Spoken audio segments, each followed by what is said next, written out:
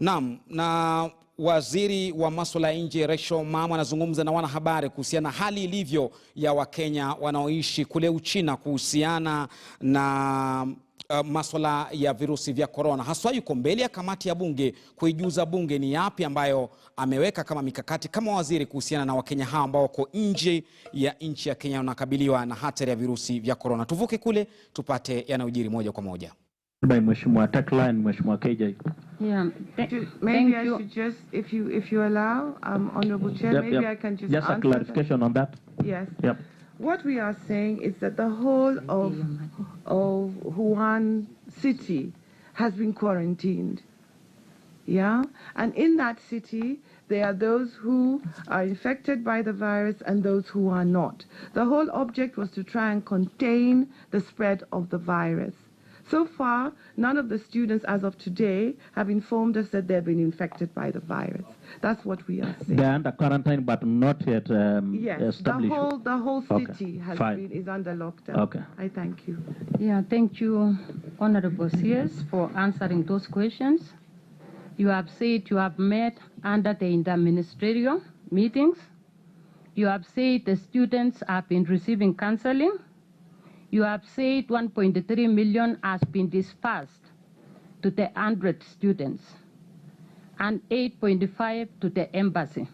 My first question is 100,000 enough for the 100 student, per student when you are locked?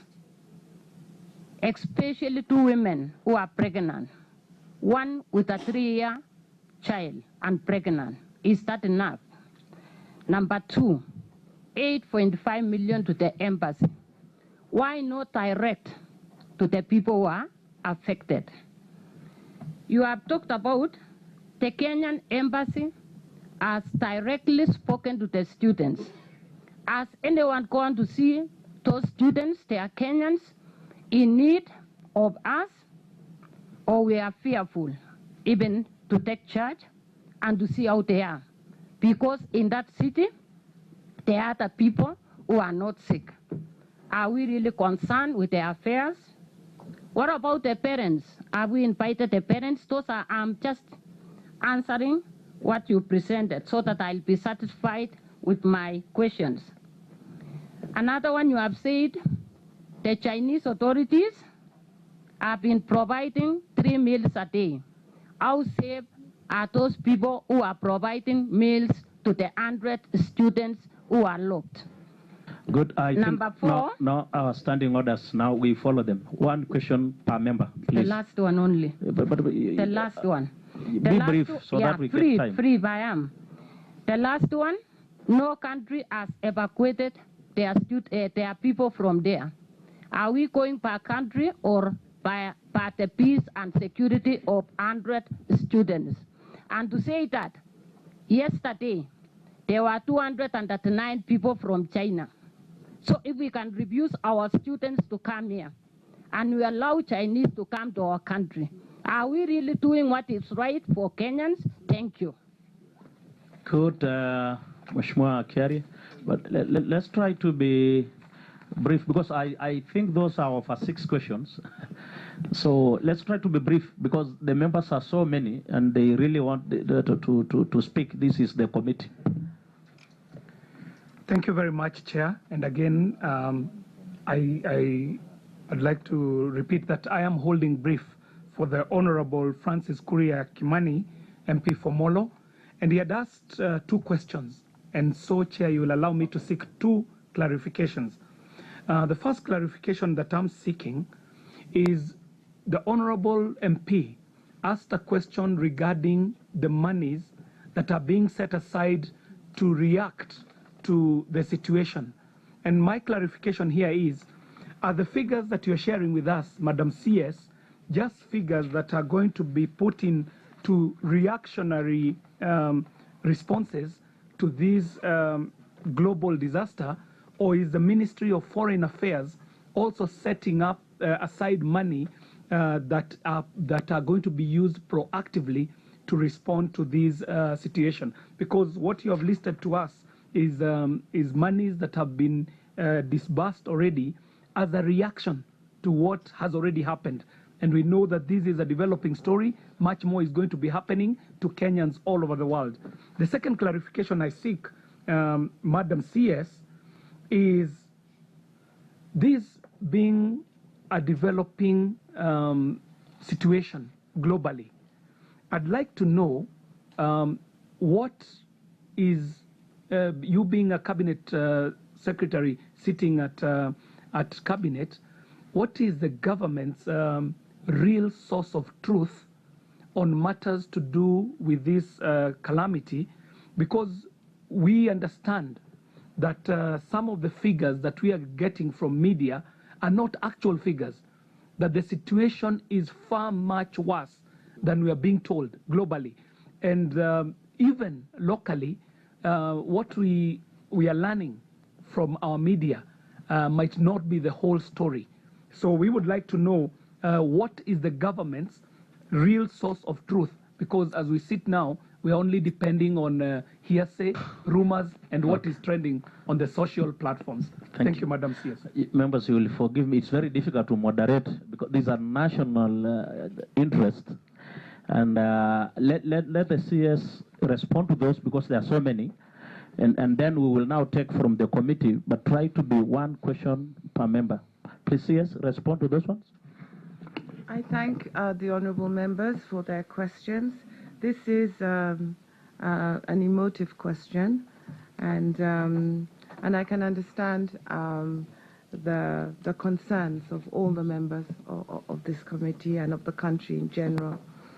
The first thing, let me just answer the question backwards, because your question, the member for Dagoretti, is more recent in my mind. You asked what was the source of our truth. First, we are relying on statistics that come from the WHO, which is the authority and the most objective source of all information. We are also getting information from the National Health Commission in China. We are also getting information from our own embassy in Beijing. And we are also getting information from our own Ministry of Health in Kenya.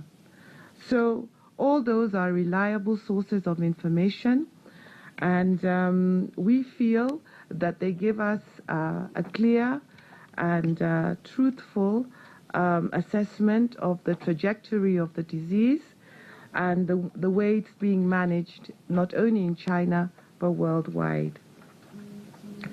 You also asked for clarification as to whether these are the only resources that are going to be dispersed to these children. We wish to say, Honourable Chair, that we will continue to assist the students.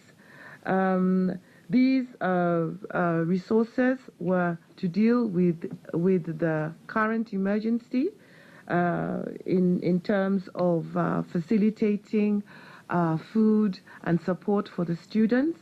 We are also part of a cabinet ad hoc committee that is looking at this whole thing in a much broader way, taking into account health, travel, immigration, and the holistic picture.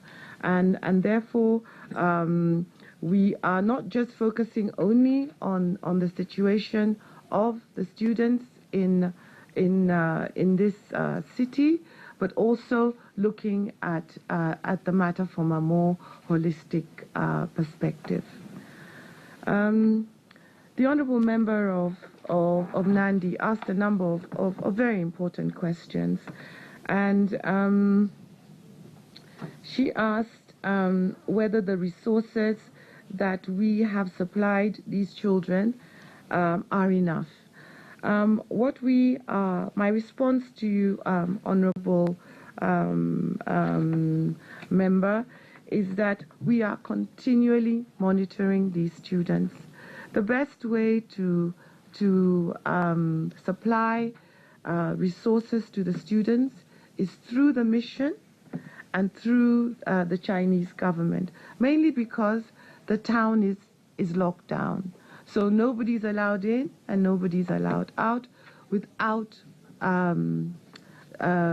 specific reasons and without specific authority from the Chinese authority itself. So far, we're able to manage the situation where they are children who feel that they need more assistance. Our embassy in China is in constant touch with these students. Ambassador Sarem really is doing a sterling job trying to reach out to these children and to support them. You had asked, oh gosh, you had asked so many questions. What other question had she asked?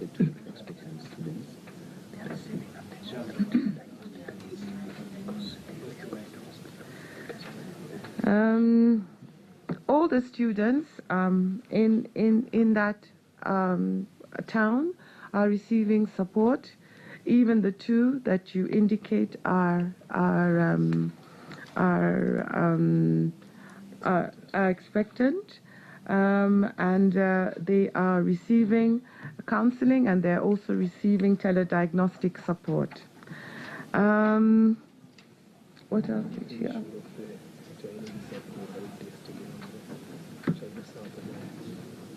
Oh yes, you asked about the passengers that have arrived yesterday on the airplane, vis-a-vis the students that are in China. Well, our focus here is on those students that are in China.